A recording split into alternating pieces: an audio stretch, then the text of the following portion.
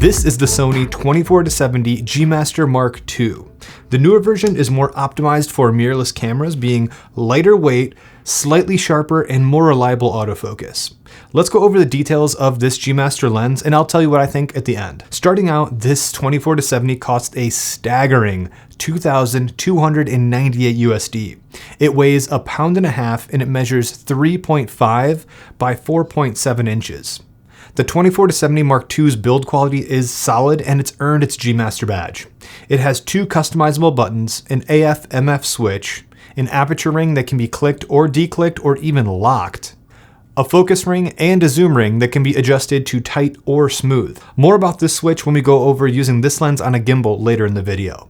This lens has 11 aperture blades and a huge 82mm front thread. This lens is dust and moisture resistant, and for a zoom lens that's really important to have, because if you're zoomed all the way out to 70 and rain gets on this barrel of the lens and then you zoom back in, it's possible for moisture to get inside of your lens. This lens has rubber gaskets on each of the seams, allowing it to not get moisture inside of the lens.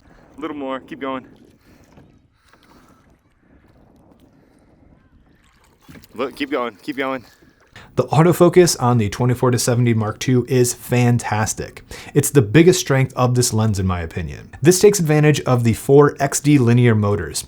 I've been able to rely on the autofocus to nail a lot of shots, and focusing between close-up and far-away objects, even in low light, it's able to nail focus every time. This was pretty impressive when comparing it to Tamron's latest 28-75 G2. I'll leave a link to that video in the description down below and at the end of this video, but Sony was able to nail the autofocus even at 2.8 in really dark situations, and I can use eye autofocus in video no problem.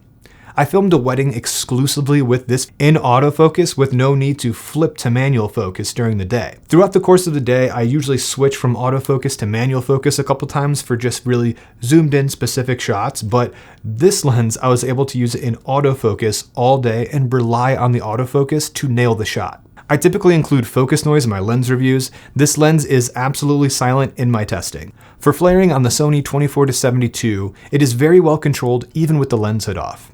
The flare resembles a unified hazy, washed out look. The most amount of flaring seems to be when you're looking at a hard light source straight on to about 45 degrees in front of the lens. I put subjects between the sun and this lens numerous times with this lens, and I was still able to retain some contrast and get some nice light leaks and flares, but it's not overpowering the image. It doesn't have a ton of character like really wide open prime lenses do, but that can be a good thing if that's what you're looking for. This lens does suffer from chromatic aberration. It's not as bad as the last 24-70, and it's really only noticeable if you're pixel peeping in high contrast areas, especially wide open. In my opinion, it's not distracting, but it's not as well controlled as Sony's newer primes. For a zoom lens, it does pretty well though. Bokeh on the 24-70 II is clean and round in the center with very minimal distortion towards the edges.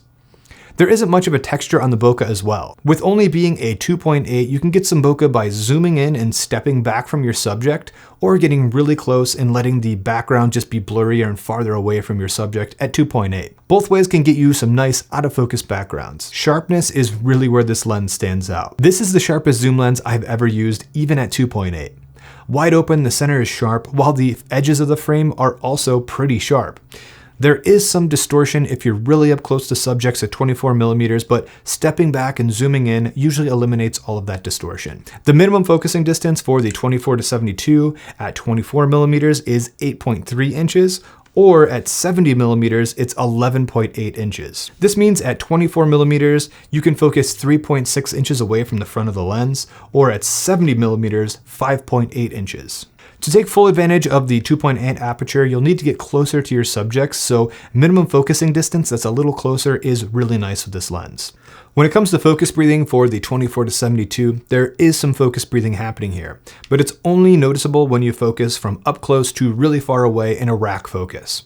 However, this lens does support lens breathing compensation on newer Sony bodies, so that will slightly crop in on your image, but it will eliminate any focus breathing. The 24-70 has no optical stabilization, but you can use your camera's in-body stabilization that works with this lens as you would expect. The smooth and tight option on this lens was awesome for gimbal work. If I was going to be zooming a lot, I can switch the tension to smooth and I could easily zoom the lens without much resistance, overpowering my gimbal motors.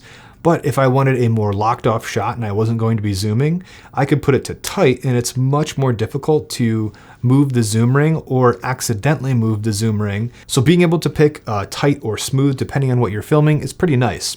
As soon as I saw this, I was thinking, okay, if I put this on smooth and put the lens down, is it going to creep forward? This lens is pretty new, but I've been using it a lot and it hasn't been creeping on me over time. If I pull the front of the lens when it's on smooth, I can pull it out. But if I put it back to 24, put it back on tight, I can't really pull the front of this lens. I'm trying to pull it, but it is really more difficult to move forward. And that was something I was really interested in. This is a G Master lens. It's very expensive. I didn't want it to creep on smooth. As time goes on, if this starts to creep, I will update the pinned comment below on smooth. But so far, so good. Even on the smooth setting, it's not creeping forward when I move the camera around. Having the lens on tight and try to zoom whenever it was on my gimbal though, I would try to zoom the lens and it was so hard. It would actually move the axes of my gimbal around. So I had to switch it to smooth and then it was really easy to get those zooms even when it was on the gimbal. So that's one thing to keep in mind. If you're going to be using this on a gimbal and zooming around a lot, definitely keep it on the smooth setting.